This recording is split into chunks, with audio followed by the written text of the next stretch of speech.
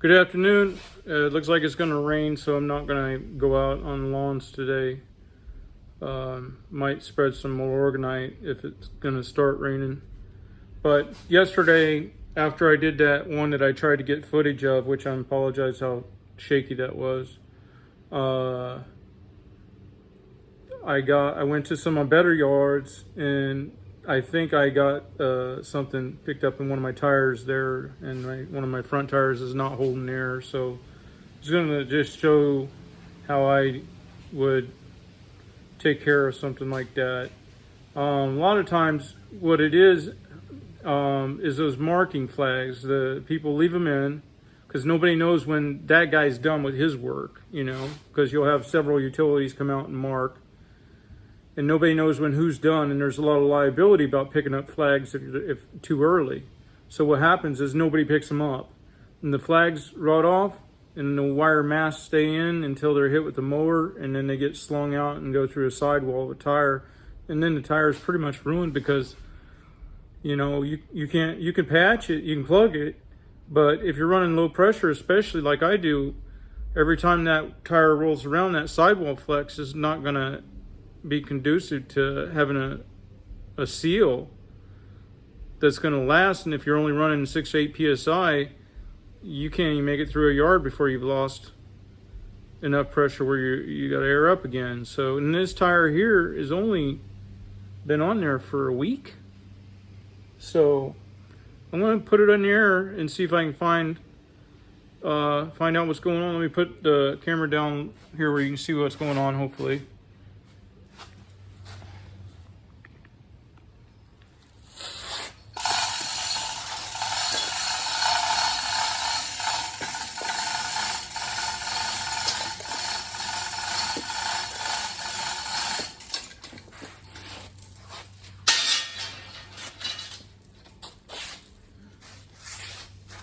And like in the other video, you notice I got my bolts with the nut on the head of the bolt on the outside, the nut on the inside. So if you're going around a corner, don't catch a fence.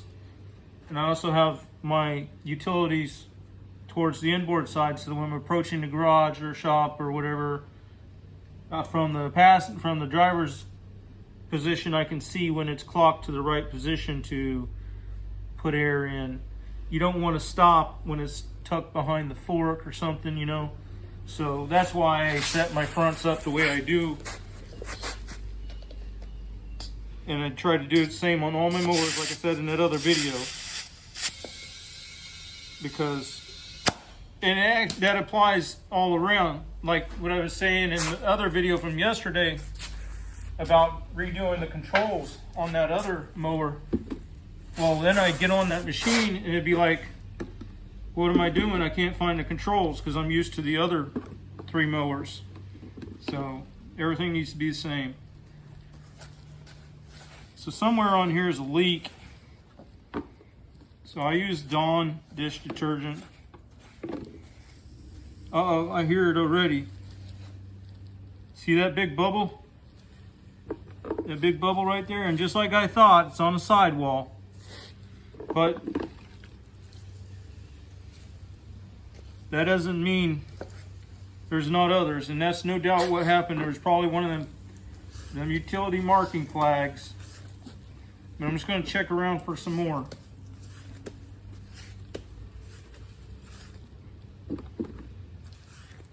And this is the best way I found, is just a nice big floppy brush and Dawn dish detergent. And yeah, this is that brand new tire. I just put this on here. Damn it.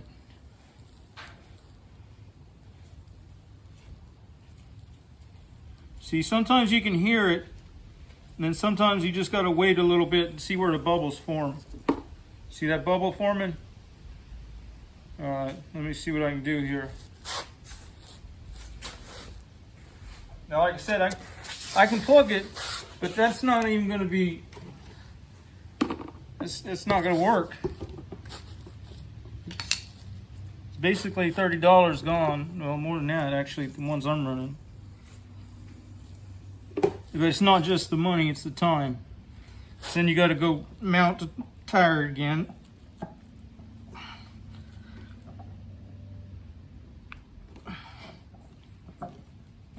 But I'll try running the plug. And I'm experimenting with some other things too. I tried to experiment once with the Flex Seal. I had real good luck with Flex Seal on cracked seats. You wouldn't believe how you can put that Flex Seal on there and then put your knee in the middle of a seat and just bend it to all kinds of... shoot. That didn't work. I pushed it all the way through. Guess I didn't realize my own strength, huh? Let me get another one.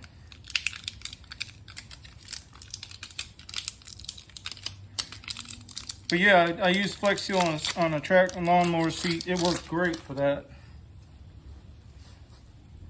And I tried it on the inside of a tire. And because of its flexibility, I thought that it would work. And I don't know if I didn't prepare it well enough or what, but it did not work.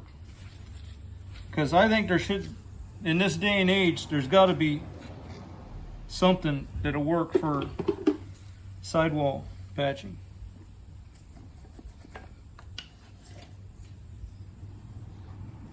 Boy, I can't even see that.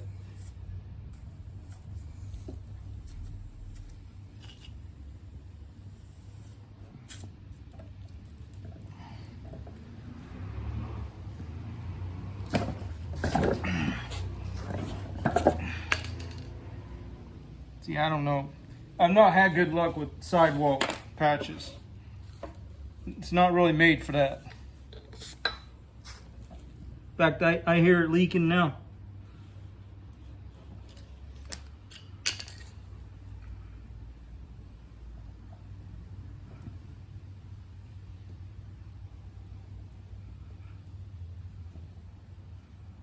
Yeah, and I had this mower set up perfect. My tire pressures and everything. You can get him to seal if you put a bunch of air in there, but then you're riding so rough it's not even funny. Well, that'll be better than a big old hole, but it's still not, it's not an ideal situation.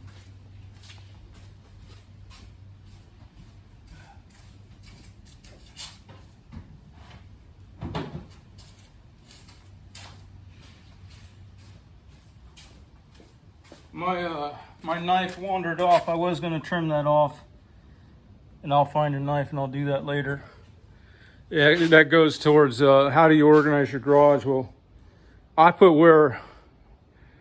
stuff where I remember it being, and then sometimes I'll realize, hey, that don't make sense to have the oil over here and the grease clear over there or whatever, but I'd rather have it where I remember it than to search for something, and then maybe when the season is slower, then I can retrain myself and get things where they make more sense if it's needed. But basically, I just go with where I remember it being. That's where I put it. And then also I want to show you, if you're ever at the hardware and in the chain cutting section, if they're ever throwing out these bins, get as many as you can. These are great solid bins. You know, when they're filled with log chain, they're heavy. They got the grab handles underneath here. So I got this one full of bearings. Well, it's not full, and it's got a lid. I was lucky to get, I got about a dozen of these, and I fill them with change, my coins, and you could put a ton of change in here. It won't break the boxes, and you can still grab a hold, and they're easy to carry. I'm waiting for somebody to invent a machine that recognizes those rare, valuable coins, and they'll run my coins through that. Split the money with the guy who makes the machine, I guess. But yeah, that's all I got on that. It's disappointing that their tires ruined after only about a week or week and a half or something. So that's just the way it is with the lawn service. But and the guy's a good customer. I'm not going to complain, because he's one of those that he wants it mowed every week, regardless. He pays me extra all the time. He's very generous. In Florida, it's tough because you're dealing with a lot of people that made their money in the 60s and 50s. And if you know what it was like then, I know situations where people in their prime working career, it would take almost a year of their income, even if they didn't spend a dime, to pay for one day's health care and living from today. So when you're dealing with that kind of demographic, it's hard for them to cut loose $50 if you're there for 10 minutes. And I do yards quick.